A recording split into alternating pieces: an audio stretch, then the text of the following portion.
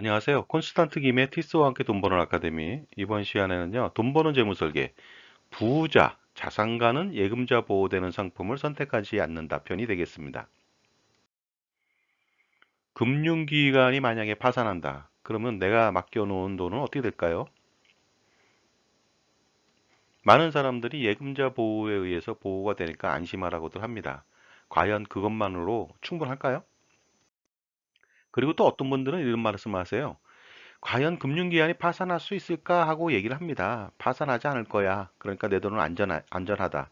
그럼에도 불구하고 파산해도 예금자 보호로 5천만 원까지 보장해 주니까 역시 또 안전하다. 그렇기 때문에 안심하는 사람들이 많이 있습니다. 과연 그렇게 손 놓고 안심만 할 수 있을까요? 금융기관이 특히 우리나라 같은 경우에는 작거나 크거나 관계없이 거의 파산한 적이 없고요. 그 다음에 정부가 공적 자금을 지원해서 투입해가지고 그 금융기관을 살려냈습니다. 이 말이 현재는 맞는 것 같습니다. 그러나 이웃나라 일본 좀 볼까요? 1997년부터 2001년까지 파산한 생명보험사를 좀 보겠습니다. 닛산 생명 파산했고요. 정부의 지원 없었습니다. 토호생명 파산했고요. 그 다이하쿠 생명 파산했습니다. 타이쇼 생명 파산하고요. 치요다 생명 파산했습니다. 네, 큐에이 생명도 파산했고요. 도쿄 생명도 파산했습니다. 이렇게 파산하게 된다면 예금자 보호 되는 부분들 일부 외에는 전부 다 손실을 다 어떻습니까? 가입자가 다 떠안는 그런 구조로 되어 있습니다. 우리나라 생보사가 파산했을까요? 우리나라 생보사는 많이 명멸했습니다. 그런데 파산한 적은 없다는 것이 되겠습니다. 한번 알아볼까요? P&A 방식으로 인수를 했기 때문에 파산은 없습니다. P&A라고 하는 것은요, 자산 부채 전체를 통합해서 인수하는 방식이 되겠습니다. 따라서 부실한 생명보험사가 있다. 그러면 다른 생명보험사가 그 회사의 자산과 부채를 동시에 다 가져가고요. 정부의 공적 자금을 어느 정도 받게 된다. 그렇게 돼서 계약자는 안전하게 이전된다는 뜻이 되겠습니다.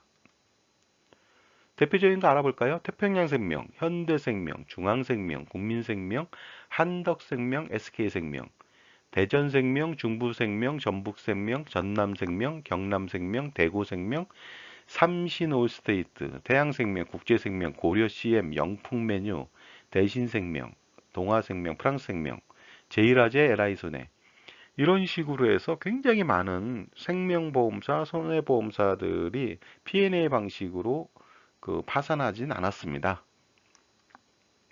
하지만 이것은 다 정부의 지원, 정부의 지원이 뭡니까? 결국은 국민의 세금이 있어서 가능했던 일인데 앞으로도 그럴 수 있을까요?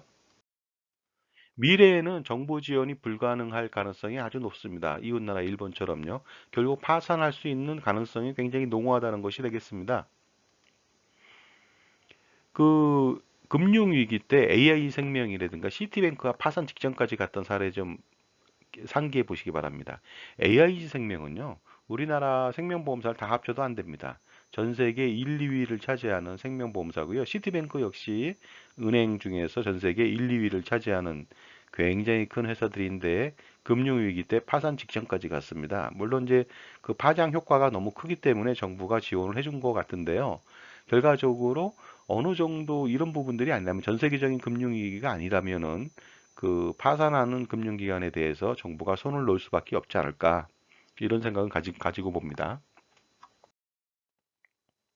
예금자 보호를 너무 맹신하시면 안 됩니다. 예금자 보호라고 하는 것은 1인당 5천만 원까지 예금자 보호를 해준다는 것이 되겠습니다. 결국 뭐냐면 금융기관별로 1인당 5천만 원까지 파산하더라도 그 세전 금액으로 원금하고 이자 부분에 대해서 5천까지만 보장해 준다는 뜻이 되겠습니다.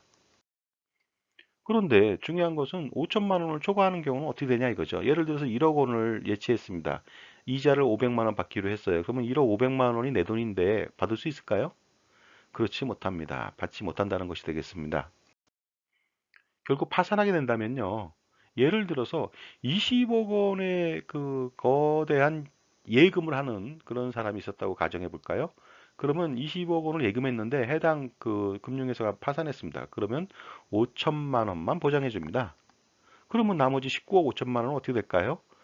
나중에 뭐 채권자가 돼가지고 나중에 배당받을 여지는 있으나 파산한 금융기관에 배당할 재산이 별로 없겠죠. 그러다 보니까 거의 19억 5천만 원은 손실로 나타날 가능성이 굉장히 높습니다. 그런데 100억 원도 보장해주는 그런 상품들이 있습니다.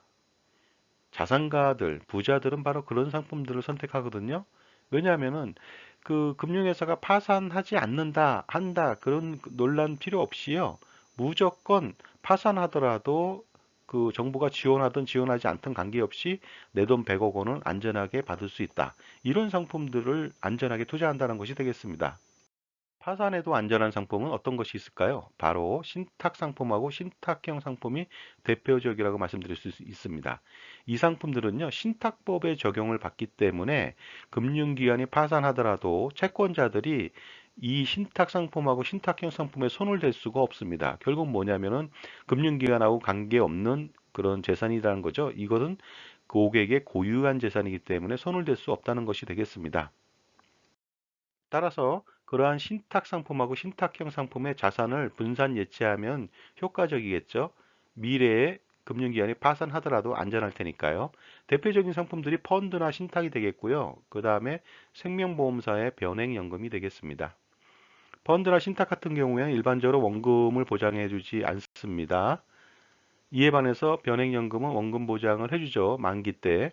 그 다음에 비과세, 그 이익금에 대해서는 비과세를 해준다. 이런 것이 되겠습니다. 물론 사업비를 떼는 부분들이 단점이 있습니다만은 결과적으로 그 예금자 보호 때문에 금융기관별로 5천만 원씩 분산 예치하는 그런 수고를 덜어내고 펀드나 신탁이나 변액연금을 분산 투자해서 관리한다면 금융기관의 파산에도 안전하게 자기 재산을 지킬 수가 있을 것 같습니다.